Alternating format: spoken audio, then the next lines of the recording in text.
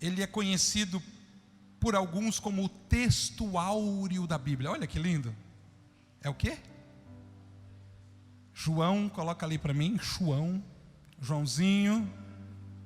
Joãozinho, capítulo 3 e 16.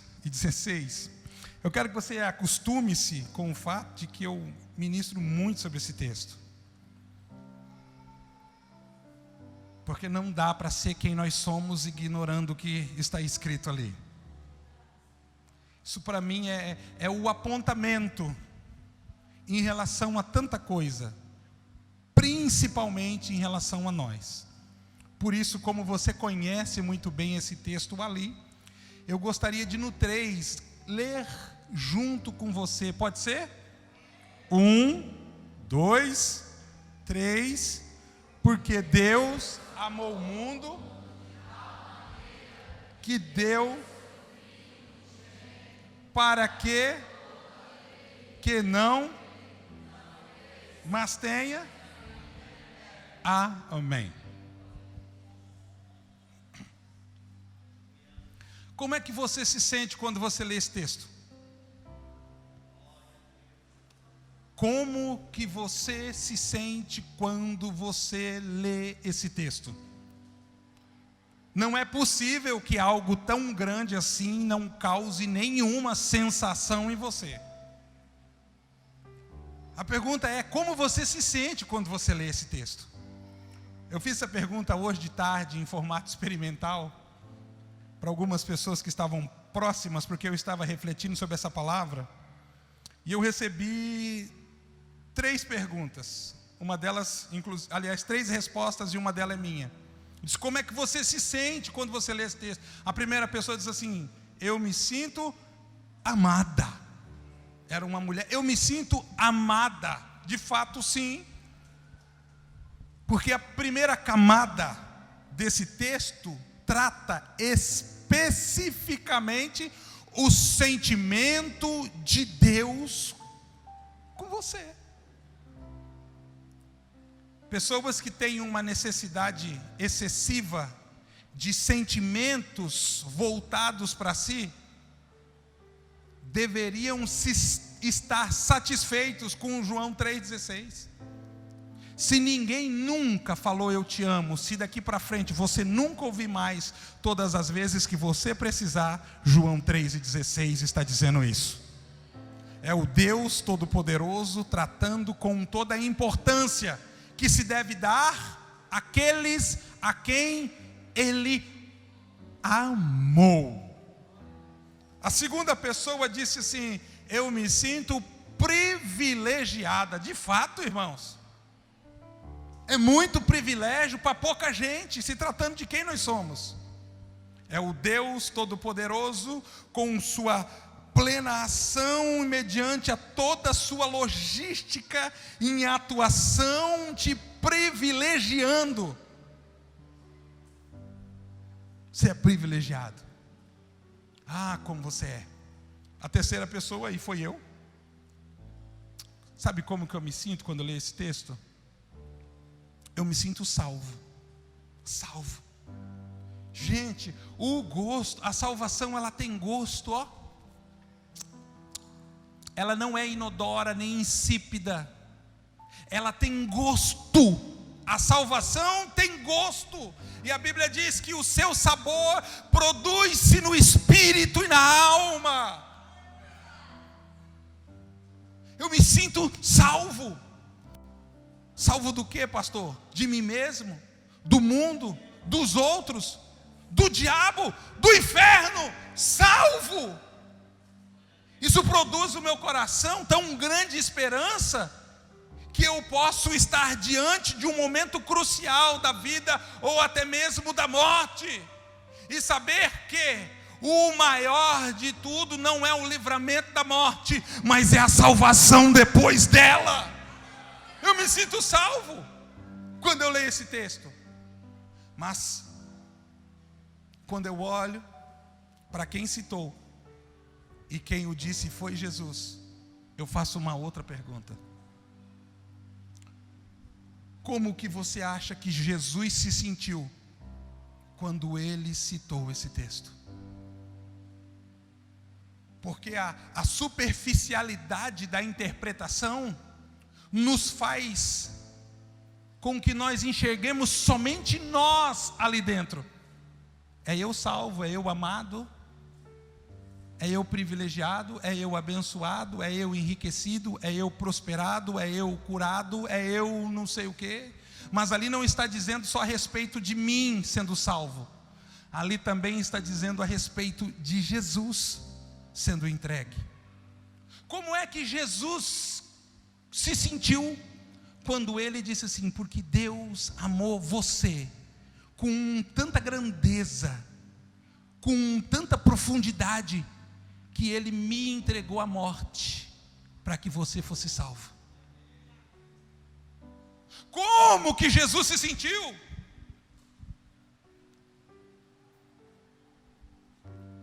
Qualquer um de nós acharia hediondo o crime de um pai matar um filho. Se fosse o nosso, quase imperdoável. Mas é o que o texto está dizendo. Porque o pai amou alguém. Desculpa a expressão, para você entender em comparação entre nós e o Filho de Deus. Porque o pai amou um vira-lata, um sarnento, prostituto, drogado, mentiroso, estuprador, bandido, canalha, criminoso, de tal maneira que entregou o santo, o perfeito, o puro, o único, o verdadeiro, no lugar dele. O texto em questão traz duas realidades, a nossa e a de Cristo. Traz duas realidades, a nossa e a de Cristo. Quando eu chego em uma noite como essa, tão decisiva, tão importante, tão grande, eu começo a olhar ao meu redor e eu vejo quanto custou. E se você acha que a maior despesa é a luz, a água, sei lá, o salário do pastor, se você achar assim, ou do missionário, se você acha que a maior despesa foi o desprendimento para tornar esse lugar limpo, ou montar toda essa estrutura para que acontecesse o culto, então você ainda não entendeu nada. Porque apesar de todo esse investimento, isso não é nada comparado ao verdadeiro preço que foi pago para que houvesse uma cadeira aqui nesse lugar e pessoas estivessem assentadas sobre ela.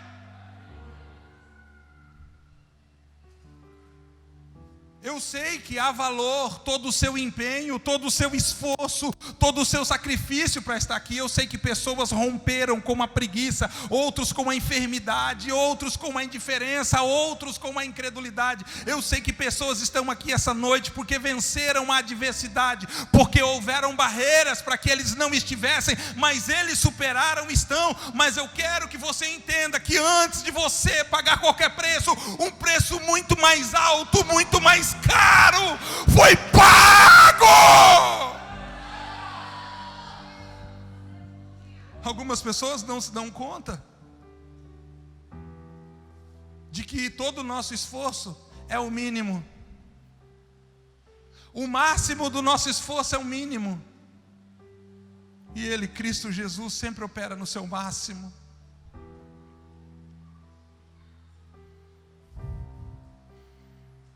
Ele diz: foi com o meu sangue. Foi com o meu sangue. Foi com o meu sangue. Diante de Deus, sua morte, eu vou entrar nisso, foi aceita como sacrifício perfeito por 2 pontos. Até então, todo sacrifício feito, imolado, do cordeiro, diz alguns que foram milhões de cordeiros sacrificados ao longo da história, e Deus procurando um que fosse perfeito. Nunca encontraram um cordeiro perfeito, mas o problema é que, não só encontrando um cordeiro perfeito, nunca encontraram um sumo sacerdote que apresentasse a sua vida a Deus para apresentar o sacrifício perfeito. Por isso Jesus foi o sumo sacerdote e também o cordeiro. O sumo sacerdote, que é Jesus, chegou perante Deus e apresentou o seu próprio sangue. Ele como sumo sacerdote e ele como cordeiro, como ovelha. O texto é muito claro e ainda diz, Isaías 53:7, eu só leio, não pode deixar o João 3:16 ali, diz assim: ele foi oprimido, mas não abriu a sua boca. Como cordeiro foi levado ao matadouro, e como ovelha muda perante os seus tosqueadores, ele não abriu a sua boca. Por que a Bíblia deixa claro que esse sacrifício foi perfeito, e para que fosse perfeito, ele deveria ser uma ovelha muda? Porque a reclamação no meio do sacrifício contamina a oferta. Quando a Bíblia diz que ele não abriu a boca, não está dizendo que ele não gemeu de dor. Ele falou ai. Quando a Bíblia diz que ele não abriu a boca, a Bíblia está dizendo que em nada ele reclamou do propósito para o qual ele foi enviado por Deus, mesmo sendo nos momentos mais difíceis, nos momentos de rejeição, de frio, de fome e principalmente de dor. Ele não abriu a boca quando foi desprezado, ele permaneceu calado, porque o silêncio leva o indivíduo a um nível de obediência máxima. Obediência máxima é quem obedece em silêncio. Questionou, diminuiu o nível da obediência, ele foi calado. Abraão, quando recebe de Deus ordem para sacrificar o seu filho, e todos sabem que isso não aconteceu, Abraão simplesmente vai e diz a Bíblia, faz isso sem questionar. Jesus está ali enfrentando a fase mais difícil da sua vida. E toda ovelha passa por 3 fases. Entenda, eu quero que como crente você aprenda. Toda ovelha passa por 3 fases. 3 fases produtivas na sua vida. Primeiro é a fase que ela oferta lã. Ela aquece com sua lã. Ela abraça, ela abriga, ela acolhe com sua lã. Ela oferece conforto com a sua lã. A segunda fase é a fase do leite. Ela reproduz, ela amamenta, ela dá continuidade, ela aumenta o rebanho. O que Deus colocou dentro dela começa a fluir para a vida das outras. Mas depois de ofertar a lã, depois de ofertar o leite, ela vai ofertar a sua carne. A lã e o leite fala de estar envolvido. A carne fala de estar comprometido. A Bíblia diz que Jesus está orando no jardim do Getsêmani, e ali ele tem a antecipação de tudo o que ele vai enfrentar. E ele sente em sua carne, também em sua alma e da mesma forma em seu espírito, os 3 níveis de sofrimentos que o aguardam. E a Bíblia diz que ele entra em estado de profunda agonia.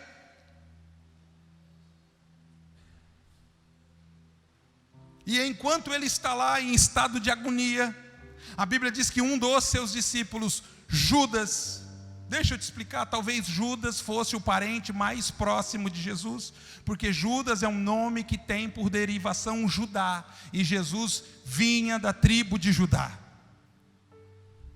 Judas vem, ele beija o rosto. Beijo fala de quê? Beijo fala de afeto, beijo fala de amor, beijo fala de contato, aproximação. Mas no caso de Judas não, era um sinal para que os soldados viessem e reconhecessem Jesus e o prendessem. E é exatamente o que os soldados fazem. Eles pegam Jesus e o levam como um criminoso. Um homem livre o leva como criminoso. Pedro, indignado, saca a sua espada e corta a orelha de Malco.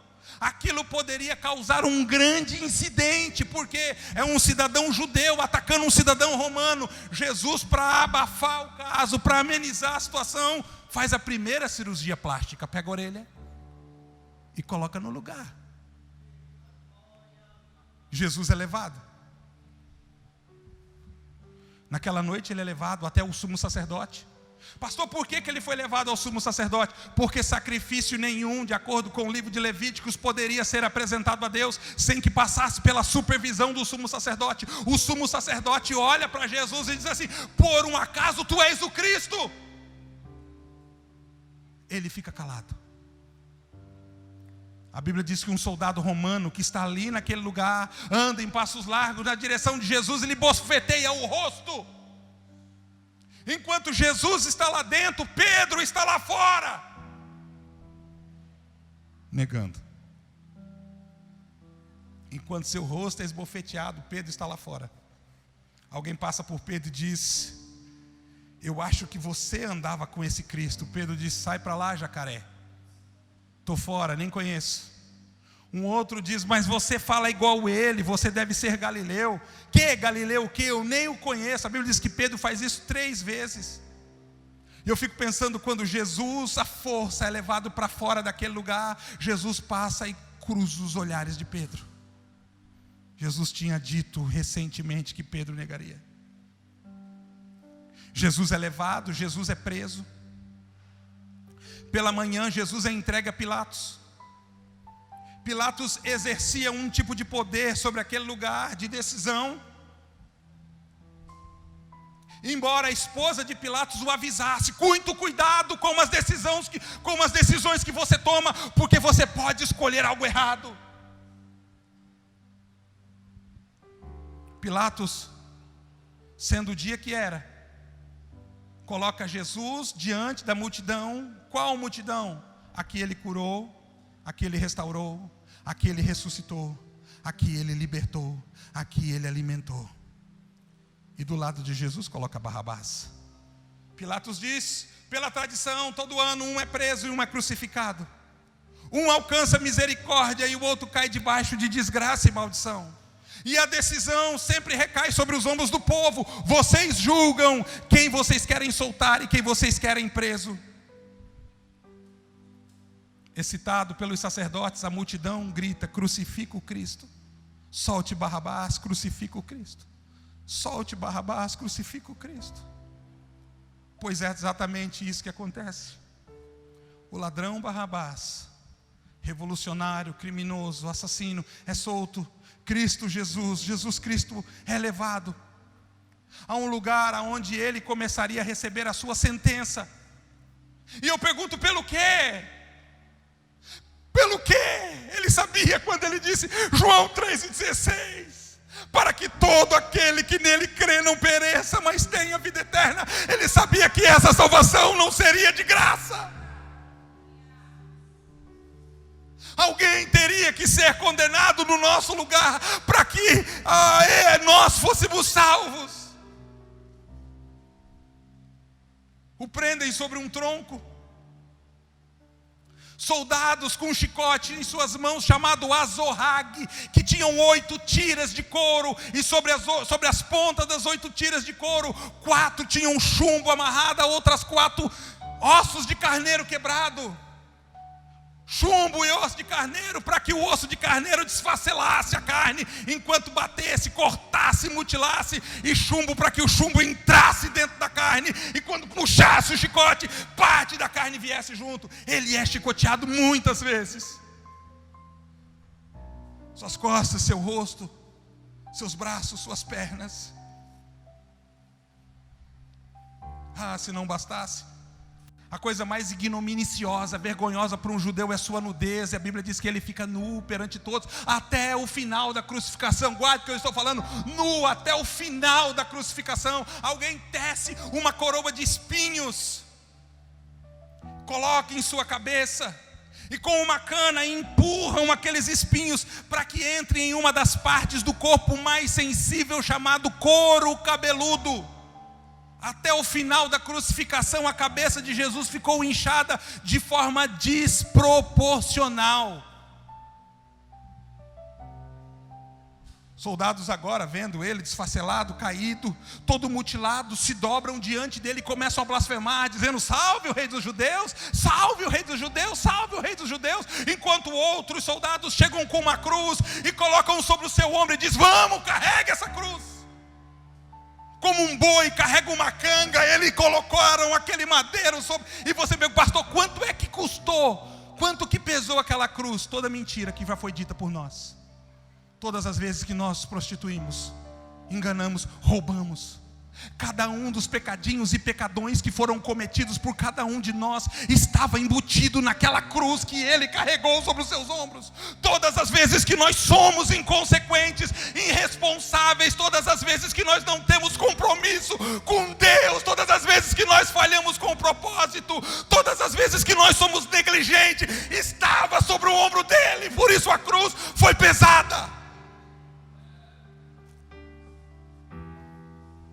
Ele carrega aquela cruz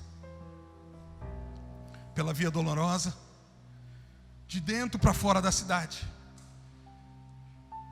E a multidão está ali, vendo o mesmo Cristo, que entrou montado numa jumentinha, sendo aclamado como Hosanas ao filho de Davi, agora como um homem amaldiçoado, saindo pela cidade, carregando aquela cruz. Quando ele chega no Calvário, um dos soldados lhe derruba, ele cai no chão. Enquanto ele está lá caído no chão, alguém vem, segura suas mãos, outro aponta um cravo, 30 centímetros ou mais, coloca sobre as suas mãos. Enquanto alguém aponta aquele cravo sobre as suas mãos, aquela marreta sobe aos céus, sem dó nem compaixão, ela bate naqueles cravos e transpassa a mão dele. Fazem isso com uma outra mão, ajuntam os seus dois pés e fazem o mesmo. Amarram sobre aquela cruz uma corda de cada lado, apontam aquela cruz num buraco e puxam aquela corda. Quando aquela madeira bate no subsolo, ali começou a rasgar a carne dele, como diz a Bíblia. Ao passar das horas, por causa da posição, ele sente câimbras. Ao passar das horas, por causa dos cravos e os ferrugens que estavam lá, ele sofre de tétano. E é nessa hora de tétano que ele grita: eu tenho sede! Porque ele tem uma forte febre. Sabe o que fazem? Pegam uma esponja molhada no vinagre, colocam na ponta de uma cana e levam em sua boca. Ei, sabe para que servia aquela esponja? Não havia papel higiênico naqueles dias. Então, depois que se usava um banheiro comunitário, ia-se até um balde onde havia vinagre e uma esponja, e limpava-se com aquilo, e depois de chacoalhar aquela esponja, colocava de novo dentro do balde, para que outra pessoa ao usar o banheiro usasse a mesma esponja. Quando leva uma boca de Jesus, Jesus grita: Eloi, Eloi, lama sabachthani. Deus meu, por que me desamparaste? Eu fico imaginando o que acontece no céu nessa hora.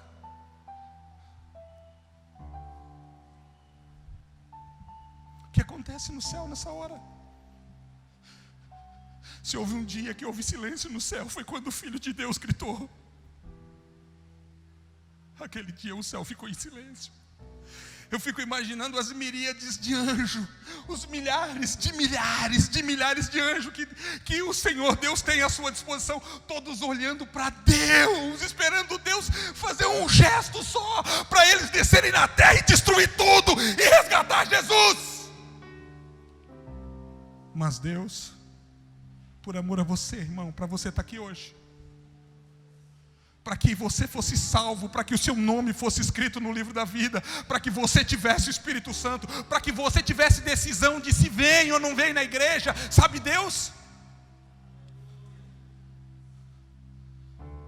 Deus se calou. Ele ficou imóvel. Eu imagino que ele não se moveu, porque se ele faz isso, Jesus está lá. Em meio a tudo isso, ele tem tempo de perdoar um ladrão e ainda falar: hoje mesmo estarás comigo no paraíso. Jesus está lá e ele tem tempo de orar por aqueles malfeitores, dizendo: Pai, perdoa-os, porque não sabem o que fazem. Eu disse isso alguns dias atrás, como foi importante as palavras de Jesus: Pai, perdoa-os. No momento de maior exposição à mágoa do seu coração, por tudo que ele está sofrendo, ele está pedindo perdão por aqueles que fizeram isso. Olha que exemplo. Já pensou, depois de uma vida inteira, 33 anos, vencendo o pecado, ele se magoasse naquele momento? Jesus não precisava pecar todos os dias para que tudo fosse detido. Um pecado só seria suficiente. A mágoa é pecado. Ele diz: Pai, perdoa-os, porque eles não sabem o que fazem, Pai. Se meu coração está limpo, Senhor, eu não condeno ninguém. Perdoa eles, Pai. Perdoa eles. Depois de algumas frases, diz a Bíblia que Jesus respira fundo e diz: Pai, a Ti eu entrego o meu espírito. A Bíblia diz que ele morre ali. Um soldado vem para verificar se ele ainda está vivo e antecipar o momento da sua morte, querendo quebrar as suas pernas, mas ele já está morto. Então a Bíblia diz que ele transpassa, o soldado transpassa Jesus com uma lança. Sabe por quê, irmãos, que aquela lança teve que ser transpassada? Porque de acordo com o livro de Levíticos, o sacrifício só seria perfeito se o cordeiro tivesse todo o seu sangue derramado. Por causa da crucificação, diz alguns especialistas, que houve um acúmulo de sangue no coração de Jesus, aurículas, cavidades e outras coisas mais acabaram acumulando sangue. Então por isso o coração de Jesus ficou inchado. Quando há um impacto da lança, por causa do acúmulo do coração e o inchaço, o coração de Jesus explode, e por aqui vaza todo o seu sangue.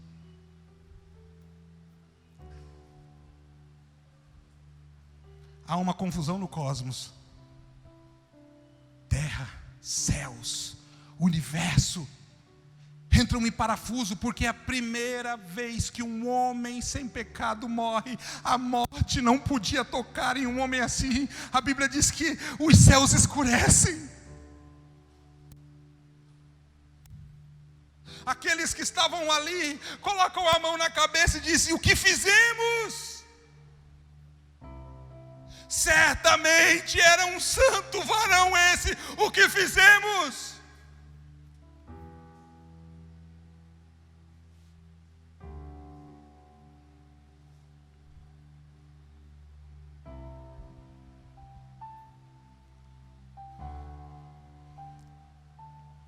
João 3,16.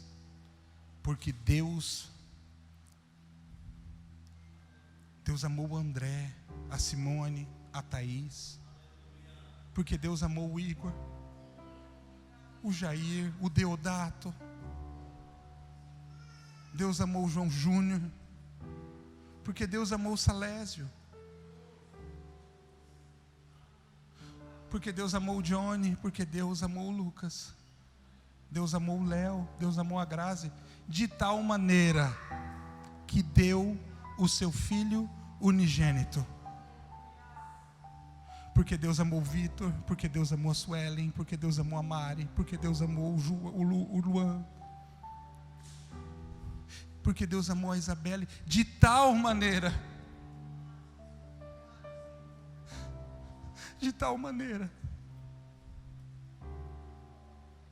para que todo aquele que nele crê não pereça, mas tenha vida eterna. Ei,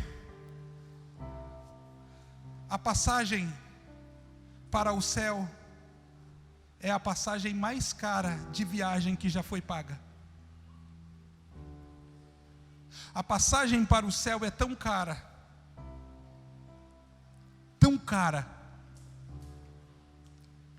que por nós não podermos pagar, Deus nos deu de graça. Você nunca vai poder pagar.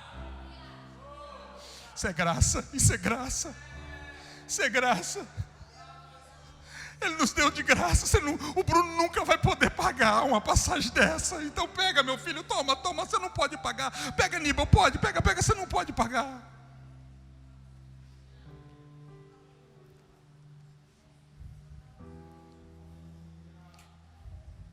É por isso que nós não brincamos com fé, com o Evangelho. É por isso que eu não faço piadinha com o Espírito Santo.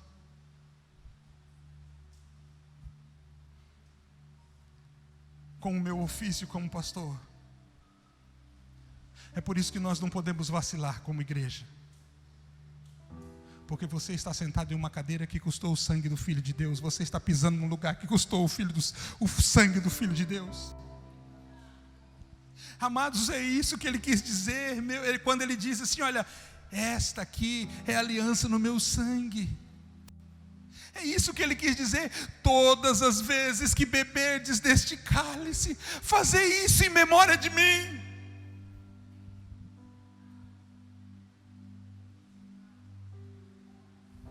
Não pode haver orgulho diante disso.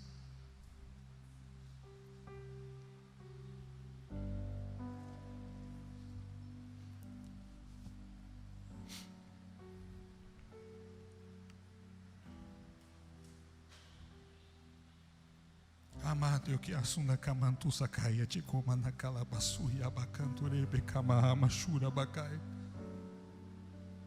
Teme ai. Ai, como custou caro, irmão. Como custou caro.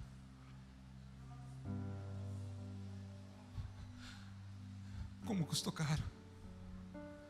Não há o que eu possa fazer que iguale a isso, nem você. Como custou caro. Fique de pé comigo, por favor.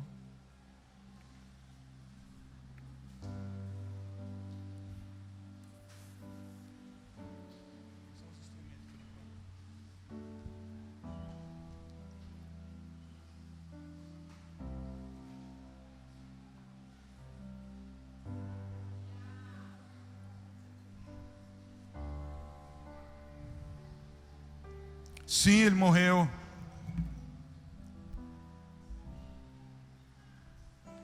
Mas ele venceu o pecado. E porque venceu o pecado, ele venceu o inferno. E porque ele venceu o pecado e o inferno, ele venceu a morte. A Bíblia diz que ao terceiro dia, domingo pela manhã, bem cedo, benditas sejam as mulheres, porque em muitos são mais corajosas que os homens. Os discípulos estavam acovardados com medo da repercussão e da retaliação do que havia acontecido com o seu Senhor, mas as mulheres, diz a Bíblia, vão até o túmulo. Enquanto vão, uma diz à outra: como nós iremos remover a pedra? Pois foi um duro trabalho de homens para colocar uma grande pedra ali. Como nós iremos remover a pedra? Não sabendo como a pedra seria removida, elas foram. Existem algumas pedras que nunca vão ser removidas enquanto você não se mover. Quem se move primeiro é você, depois a pedra. Pastor, é impossível. Você se move primeiro, depois o anjo move a pedra. Quando ela chega lá, a pedra não está no lugar. Ah, meu Deus, roubaram o corpo de meu Senhor. Elas encontram alguém para anunciar: a quem procurais dentre os mortos? Ele não jamais está lá. O que procurais dentre os mortos? Ressuscitou. Sabe por que ele ressuscitou? Eu poderia te dar 1001 respostas do porquê ele ressuscitou. Vou te dar uma. Por que ele ressuscitou? Para poder estar aqui essa noite. Ele ressuscitou para poder estar aqui entre nós. Ele ressuscitou para poder estar aqui. Para poder estar aqui. Para poder valer o poder de seu sangue, que é vivo. Por isso a Bíblia diz que pelas suas pisaduras nós fomos sarados. Não tenha medo de ser salvo nem curado, porque o poder do sangue de Jesus está sobre este lugar.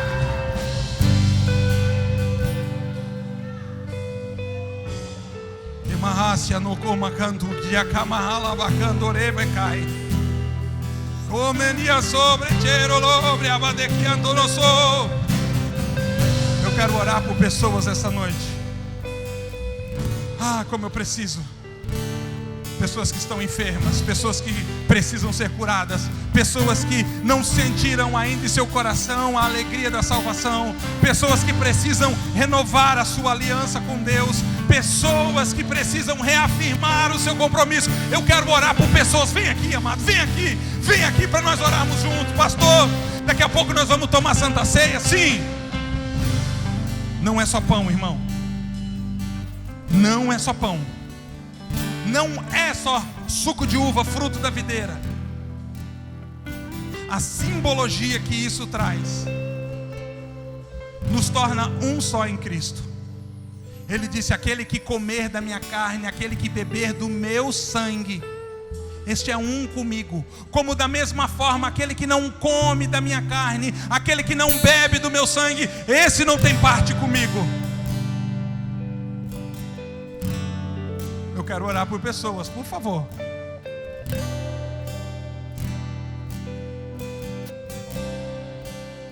Remanda-se Antono Sakatunarabacamande Manabacai. Meus amigos, irmãos intercessores, por favor, intercessores, pastores, servos de Deus, eu quero que vocês ministrem. Se houver pessoas reconciliando-se essa noite, identifique-as para mim, por favor. Se alguém se reconciliando, eu quero que você identifique-as.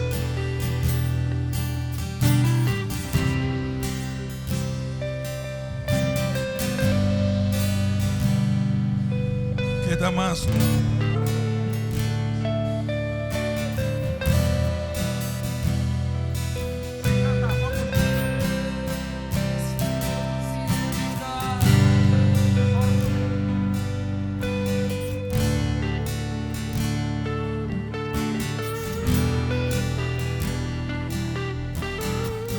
Quem deu crédito à nossa pregação? A quem se manifestou o braço do Senhor? Porque foi subindo como um renovo perante ele, e como raiz de terra seca. Não tinha beleza nem formosura, e olhando nós para ele, não havia boa aparência nele, para que o desejássemos. Era desprezado, o mais rejeitado entre os homens, homem de dores, experimentado nos trabalhos, e como um de quem os homens escondiam o rosto. Era desprezado, e não fizemos dele caso algum.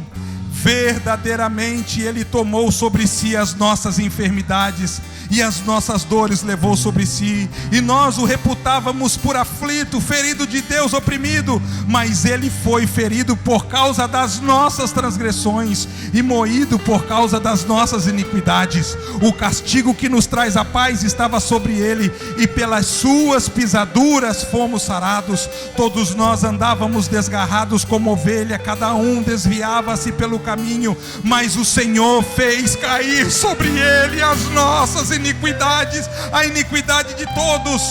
E foi oprimido, afligido, mas não abriu a sua boca. E como um cordeiro foi levado ao matadouro, e como uma ovelha muda perante os seus tosquenizadores, assim ele não abriu a sua boca. Esse é o preço que custou sua salvação.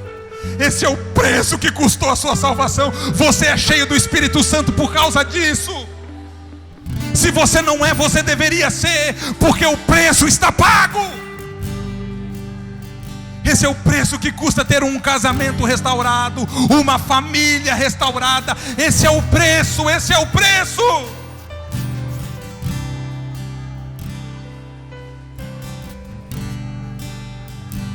Custou caro ser igreja. Custou caro ser igreja. Custou caro ser igreja.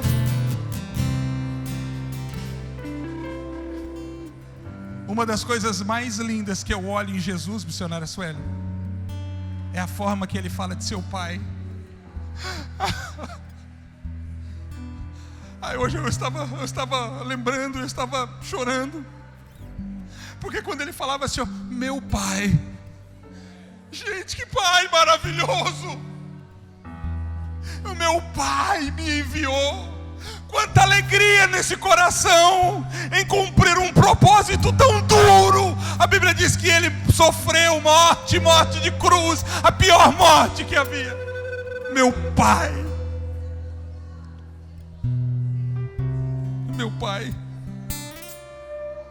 quando orares, ele diz, vem cá, eu vou te mostrar. Quando orares, diga assim, Pai nosso, Pai nosso. Toda vez que a depressão bater a porta do seu coração, diga para ela que você é amado por Deus a essa forma, esse tanto. Todas as vezes que a angústia, a ansiedade, a aflição bater a porta do seu coração, a solidão, todas as vezes que vir aquela terrível voz dizendo tira a sua vida, diga para essa voz, porque Deus me amou, Deus me amou. Ninguém nunca, ei mulher, nunca haverá um homem nessa terra que te ame tanto assim. Nem seu pai, nem seu esposo, nem seus filhos, ninguém pode, irmã Célia, te amar como ele te amou. De todo o seu ser, com todas as suas forças. Não há amor maior do que morrer por um de seus amigos. Então Satanás fica tentando o tempo todo te convencer que você não foi amado por Deus. Ah, irmão, a cruz é a maior revelação dos céus para a terra. Ele te amou, Ele te amou, Ele te amou. Você precisa ouvir um eu te amo. Você precisa ouvir um eu te amo. Então João 3,16, porque Deus te amou de tal maneira, de uma forma tão absurda, de uma forma tão grande, de uma forma tão louca, de uma forma tão incrível, de uma forma inacreditável. Deus te amou de uma forma inacreditável. Deus te amou de uma forma inacreditável. Eu não sei quais são as vozes que você escuta enquanto Deus fala ao seu coração, mas talvez Satanás esteja te acusando em relação a alguns pecados. Ah, querido, não pequeis, filhinhos, mas se pecares, tendes um advogado. Ele traz em suas mãos toda a documentação que ele precisa apresentar diante do Pai. Fala, Pai, o documento está aqui, ó. O documento está aqui, ó. O documento está aqui. Diz que a Bíblia diz que lá no céu perguntarão a ele: que marcas são essas em tuas mãos? Ele diz: essas são as marcas que eu recebi enquanto estava na casa de meus amigos. Ai, que amigos nós somos!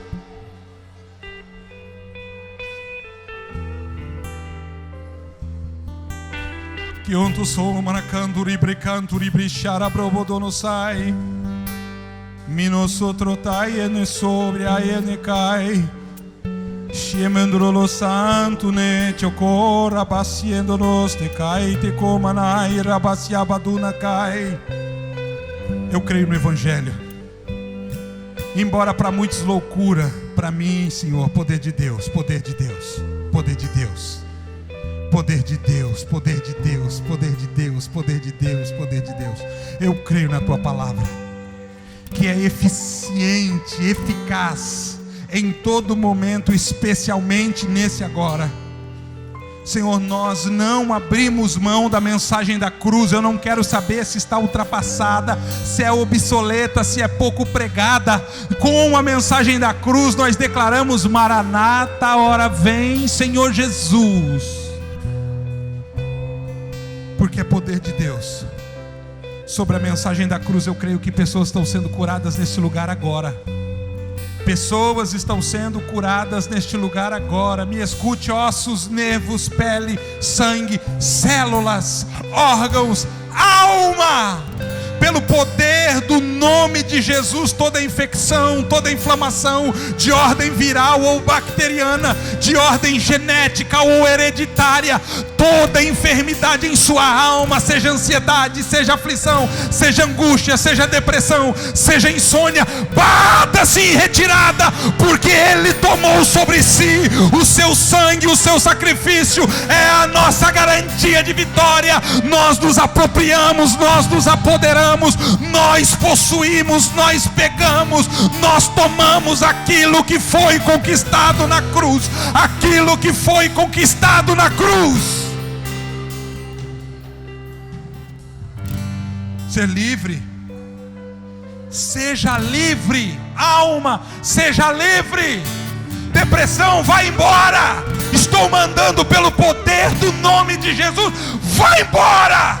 A partir de agora você não tem mais legalidade, você não tem mais autoridade, você não tem mais direitos. O poder do sangue de Jesus está sobre a vida desta pessoa. Vai embora, embora. Porque se o Filho vos libertar, verdadeiramente sereis livres. Se o Filho vos libertar, verdadeiramente sereis livres. Se o Filho vos libertar, verdadeiramente sereis livres. Então nós somos essa noite, nós tomamos posse. Eu quero que você diga comigo, irmão. Vai dizer: eu tomo posse, eu me aproprio, eu me apodero. É para mim, aceite. A Bíblia diz assim: todos aqueles que creem. Não é para todos, é para todos aqueles que creem. Não é para todos, porque nem todos creem, mas é para todos aqueles que creem. Se você crê, é para você. Se você crê, é para você. Se você crê, é para você. Se você crê, é para você. Se você crê, é para você. Se você crê, é para você. Então você pode dizer: eu creio, eu tomo posse. Eu creio, eu recebo. Eu creio, eu me aproprio. Eu creio, eu me apodero. Eu creio, eu creio, eu creio, eu creio. Então é para mim. Eu creio, eu creio, então é para mim. Você pode essa noite usar a sua fé e falar: eu creio. Quando você crê, você está inserido nisso. Quando você crê, você está recebendo isso. Quando você crê, você está vivendo isso. Quando você crê, isso está acontecendo sobre você. Todo aquele que nele crê não pereça, mas tenha vida eterna. Porque Deus amou o mundo de tal maneira para que todo aquele que nele crê, eu creio, não pereça, mas tenha vida eterna. Eu recebo.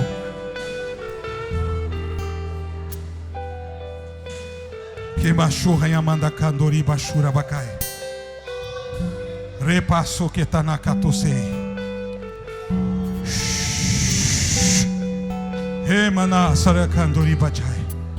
Eu creio, Senhor. Sim, eu creio. Creio. Creio.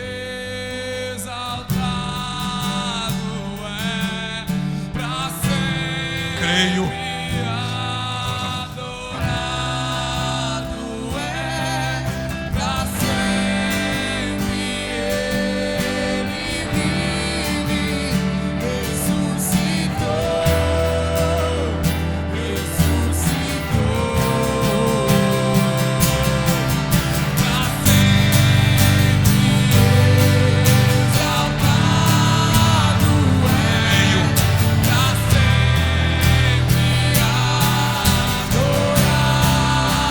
Eu creio. Eu creio.